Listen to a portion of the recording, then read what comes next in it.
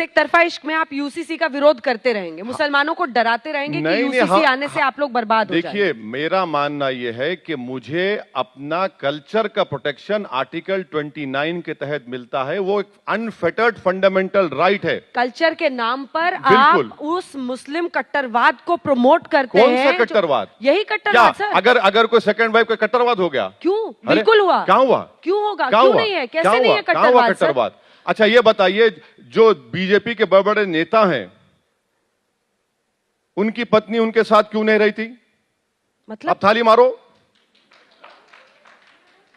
लिख तो देते हैं नॉमिनेशन फॉर्म में, पत्नी है मगर दिल्ली में नहीं है।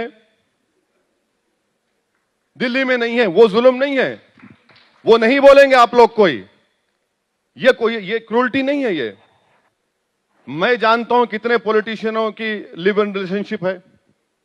एक बार तो हैदराबाद में हमको एयरपोर्ट पे देखे, हम बोले आपने तो हमको लखनऊ में अपनी भाभी से मिलाया था, ये कौन है मोहतरमा? तो बोले आप अपना रास्ता नापिए। हम बोले नहीं, हमको मिला, बताइए। हम बोले नमस्कार, कैसे हैं भाभी जी? वो परेशान हो गई, बोले क्या भाभी जी? हम बोल रहे हैं ना आपको, हम देखे हैं।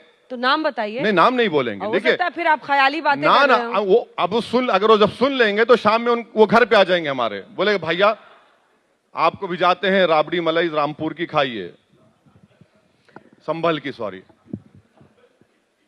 चलिए अब आते हैं एंटी रेडिकल सेल पे, जिसका जिक्र मैनिफेस्टो में बीजेपी ने गुजरात में किया है। वो कह रहे हैं कि कट्टरवाद रोकने के लिए हम एंटी रेडिकल सेल बनाएंगे, जो कि पुलिस का एक विभाग होगा।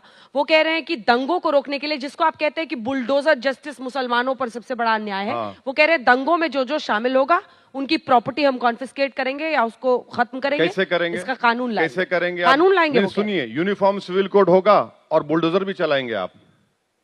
रेडिकलाइजेशन सेल आप बनाएंगे और नरोडा पाटिया के कातिल को छोड़कर 90 मुसलमानों के आप मोदी जी के नाम पर भीख मांगेगा वोट का। आप बिल्किस बानो को रेप करने वालों को, उसकी बेटी की हत्या करने वालों को आप छोड़ते हैं और रेडिकलाइजेशन को रोकेंगे आप बताइए कौन रेडिकलाइज कर रहा है? ये जो धर्म संसद वाले रेडिकलाइज कर रहे हैं, नहीं कर रहे, क्या कर रहे हैं वो लोग? कौन है ये लोग? आपने जितने यूट्यूब पर इतने गालियां बकी जाती है मुसलमानों के खिलाफ, दलितों के खिलाफ, इनको प्रमोशन कौन कर रहा है पीछे से? वो रेडिकलाइज नहीं कर रहे हैं। रेडिकलाइजेशन सेल अगर बनाना है तो चाहे मुसलमान हो, हिंदू हो, ईसाई हो, सिख हो या कोई मजहब का, उस पर आप वॉच करिए। आपका मतलब, आपके दिमाग में बात बैठी है कि रेडिकलाइज अगर कोई तो मुसलमान है। गांधी जी को मारने वाला कौन सा मुसलमान था? वो